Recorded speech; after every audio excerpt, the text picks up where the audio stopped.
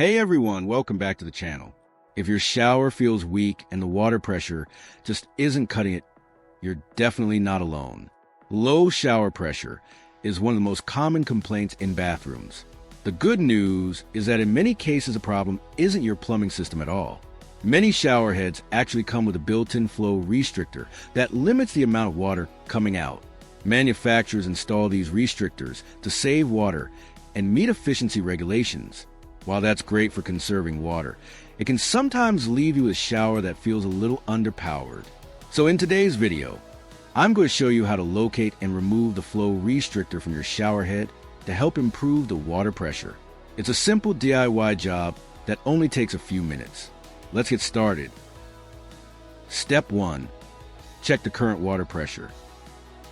Before taking anything apart, it's always a good idea to see how the shower is performing. Right now, the shower is turned on fully, and as you can see, the pressure isn't terrible, but it could definitely be stronger. If your shower looks similar, removing the restrictor might make a noticeable difference. Step 2. Locate where the restrictor might be. Depending on the design of your shower head, the restrictor can be located in a few different spots. Common locations include inside the shower head itself, inside the swivel connector, inside the shower arm connection. In this example, we're working with a swivel-style shower head, so the restrictor could be in any of these sections. We'll start by checking the easiest place first. Step 3. Remove the shower head. Grab an adjustable wrench and loosen the shower head from the arm. Once it's loose enough, you can finish unscrewing it by hand. Be careful not to drop it while removing it. Now take a look inside the connection. Sometimes you'll immediately see a small plastic piece, which is a flow restrictor.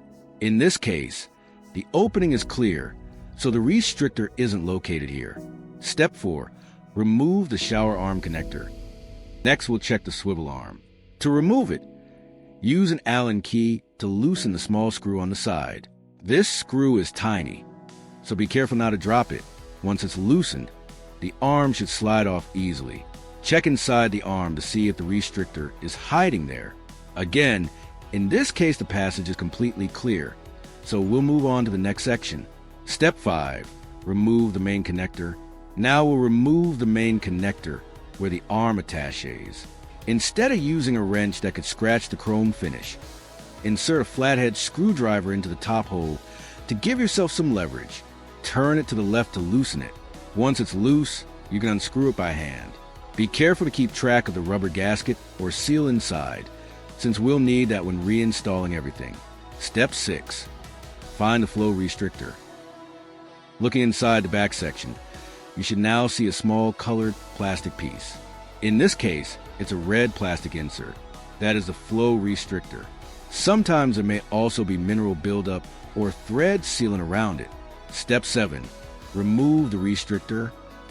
There are a couple of ways to remove it. Sometimes you can simply pry it out with a screwdriver.